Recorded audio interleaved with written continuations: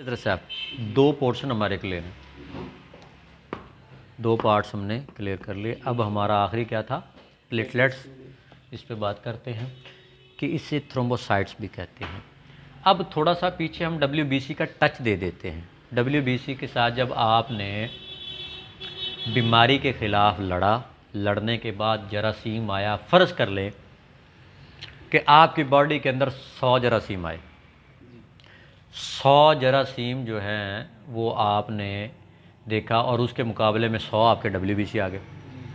अब फ़र्ज़ करें कि आपके जिस्म ने बीमारी पे गलबा डाल लिया, आपने उसको ज़ेर कर लिया। अब नतीजा क्या होगा, उससे आगे भी तो एक मरला ना। उसने 100 जरासीम मारे हैं जी, आपके कितने जी, 100 जरासीम। ये आपके जो जरासीम कितने, 100 मार दिए। अब 20 तो कोई उसके भी मरे हैं ना जी। अब आपके जिस्म के अंदर 120 डेड बॉडीज़ पड़ी हैं। और आप ये जानते हैं कि जब कोई जानवर मर जाता है, इंसान मर जाता है, तो वो बहुत जल्द उसके अंदर ताफन पैदा होता है, कीड़े पड़ जाते हैं। यही वजह है कि यहाँ अगर जरम कश अद्विया देंगे तो और ताफन होगा। अगर आप इस किस्म की नशा आवर मुनशी अद्विया इस्तेमाल कर लेंगे तो वक्ती तौर पे तो वो टुन्न होकर सो जाएंगे, लेकिन नेक्स्ट टाइम जब उनको होश आएगी तो वो पहले से भी बढ़ चढ़ के हमला करेंगे। लिहाजा मुखद्दरात और मुसक्कनात का इलाज इंतहाई ख़तरनाक होता है, इनसे बचना चाहिए हज़रत साहब। और अगर आपने फ़र्ज़ करें किसी एक सिस्टम के तहत उसको किल कर भी लिया, 120 जो डेड बॉडी है, जिस तरह जानवर मरा, जानवर के अंदर कीड़े पड़ गए, देखा है ना आपने। हम मरते हैं, इंसान की जो लाश है वो गल सड़ जाती है, वो जो ताफन है हज़रत साहब वो बढ़ के और बढ़ा देगा हज़रत साहब। अब उसको क्या करेंगे, उसको भी तो ठिकाने लगाना है ना हज़रत साहब, उसका फिर क्या करेंगे। तो इसीलिए साबर साहब फरमाते हैं कि इसके पीछे बंदूक लेके भागने की ज़रूरत नहीं है। ब्लड की सर्कुलेशन के अंदर जहाँ सुस्ती है, जो सो चुका है, उसको वहाँ पे तहरीक दे के निचोड़ के वो मवाद का अखराज करें, मुसल दे दें कोई वहाँ पे, ताकि वो जो अंदर गंद पड़ा है ना, मिसाल के तौर पे आपके पास एक डस्टबिन है, उसके अंदर आपने क्या किया, आपने जी वो एक बच्चा है उसने उसका पैम्पर डाल दिया, आपके वालिद साहब आए, उसने केले खाए, केले भी डाल दिए वे छिलके उतार के, आपने कोई सब्ज़ी काटी है जो भी समझ लें, उसके अंदर डाला, स्मेल आनी शुरू हो जाए। अब एक बंदा आता है वो कहता है लो जी इसके अंदर से केले बाहर फेंक दो, स्मेल फिर भी आ रही। हजरत साहब समझ आ रही बात की। अब एक कहता है नहीं जी इसके अंदर से छिलके निकाल दें हम, स्मेल तो फिर भी आ रही। एक कहता है पैम्पर निकाल दे बाकी।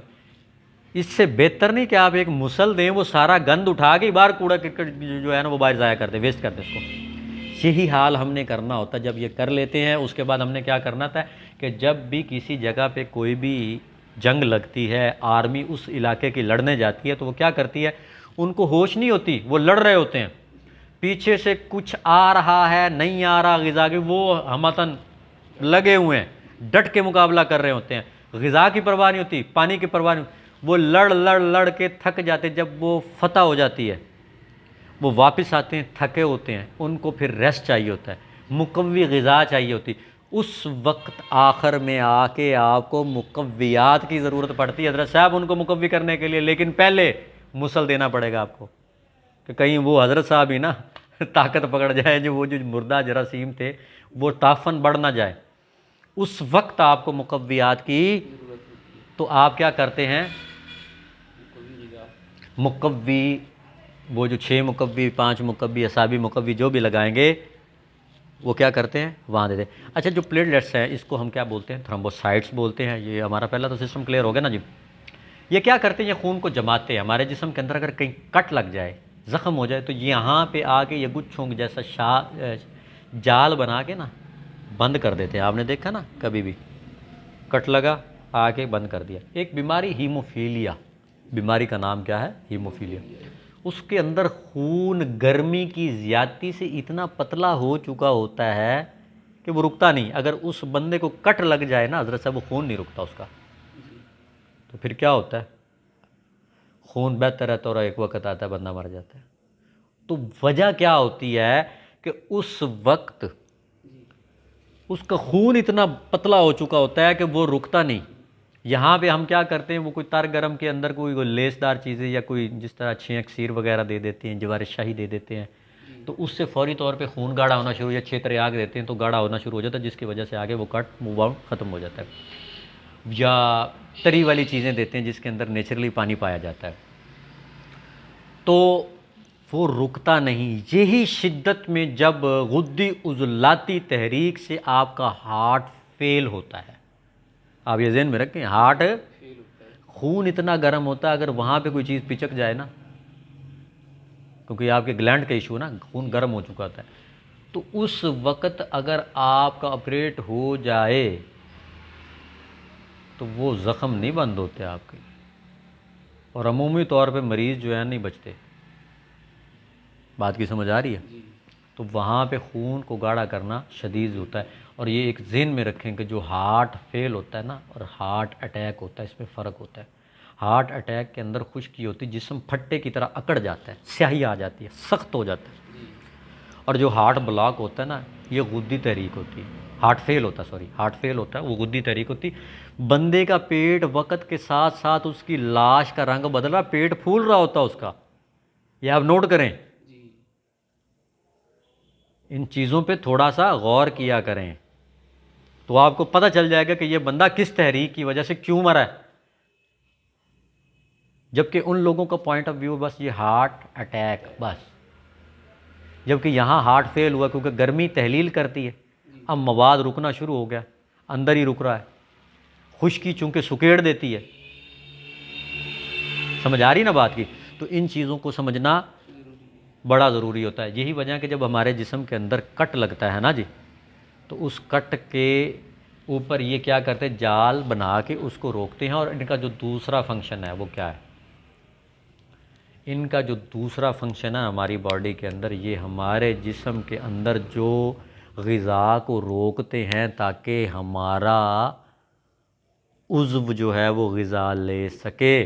ये अमूमी तौर पे 6 नंबर तहरीक में होता है।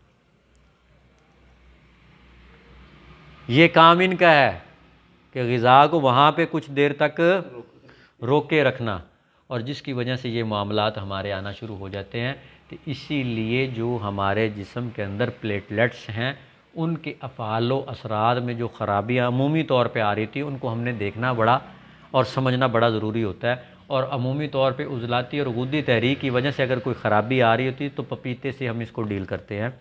कॉन्स्टिपेशन, तिल्ली फूली हुई हो, सदा की ज़्यादती से, खुश्की, सदा असवद अरबी ज़बान का लफ्ज़ है ना, स्याह काला, तो ये मस्कुलर टिश्यूज़ के प्रॉब्लम होते हैं। उसके अंदर तिल्ली फूल रही होती, काला यरकान हो रहा होता है, आपका जिगर भी फूल रहा होता है, और कॉन्स्टिपेशन हो, ख़ुसूसी तौर पे कब्ज़ हो, तो ये जो है बेहतरीन दवाई है पपीता। तिल्ली के अंदर और सौदा जो है और जिगर के अंदर रुका हुआ सफ़रा है, ये खारिज करता है।